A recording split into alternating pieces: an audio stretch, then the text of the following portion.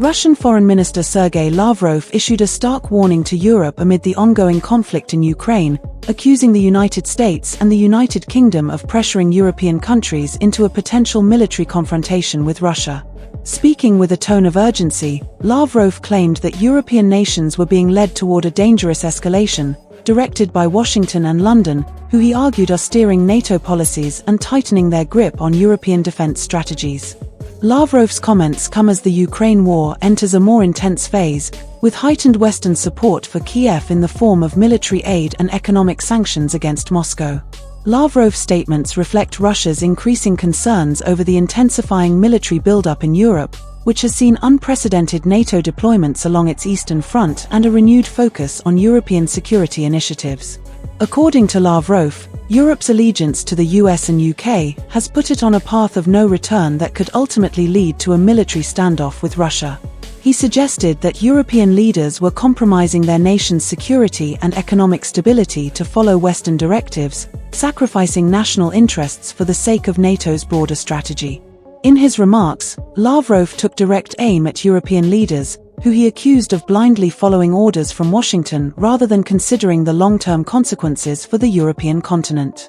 He argued that the West's approach has effectively erased any room for diplomatic resolution and expressed that this lack of autonomy poses a serious risk to European stability. The Russian foreign minister described this shift in European policy as a betrayal of the continent's post-World War II ethos, which was aimed at avoiding large-scale military confrontations. The tone and timing of Lavrov's comments underscore Russia's belief that NATO's increasing military presence near Russian borders is a deliberate provocation. He pointed to recent joint military exercises, NATO troop deployments, and the provision of advanced weaponry to Ukraine as part of an orchestrated effort to escalate tensions. In particular, Lavrov noted the US and UK's roles as principal arms suppliers to Ukraine, alleging that these countries have effectively made Europe an extension of their military apparatus. He contended that European leaders were becoming mere tools in a larger geopolitical game led by Washington.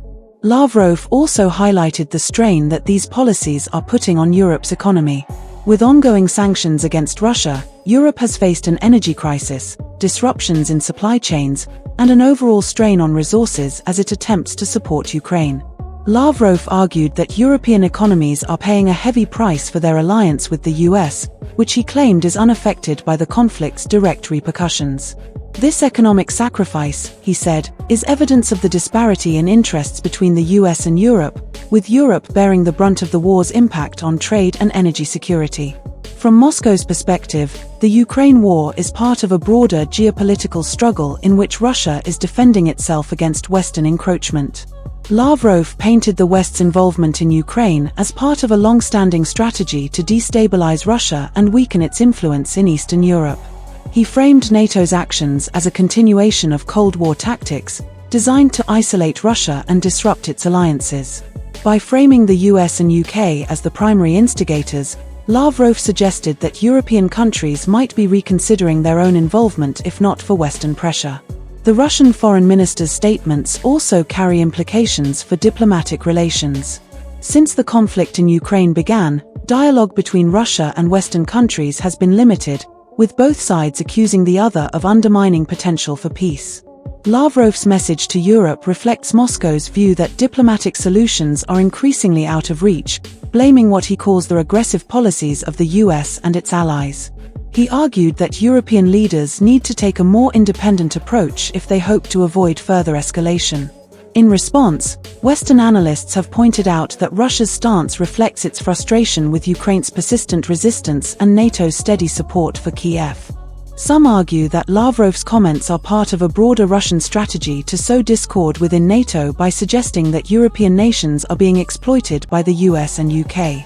This, they contend, is a familiar tactic meant to weaken the alliance's resolve and create divisions among NATO member states. The situation on the ground in Ukraine adds a layer of urgency to Lavrov's remarks. With the conflict in Ukraine becoming a drawn-out, high-stakes battle, Russia is increasingly looking for ways to shift the dynamics in its favor.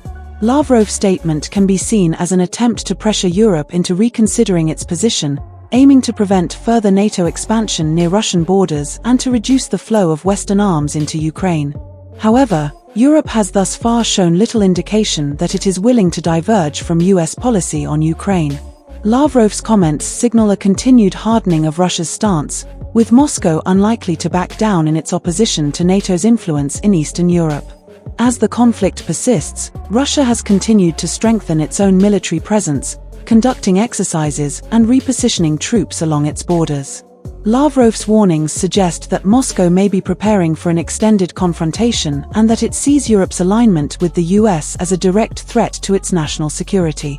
The coming months are likely to see increased diplomatic activity as both sides seek to consolidate their positions. However, with rhetoric intensifying and both NATO and Russian forces on high alert, the path to de-escalation appears increasingly challenging. Lavrov's comments underscore the widening gulf between Russia and the West, as well as the significant risks that a sustained military buildup in Europe poses to regional stability. The question remains whether European leaders will continue to align closely with US policy or seek alternative approaches that could pave the way for a diplomatic resolution.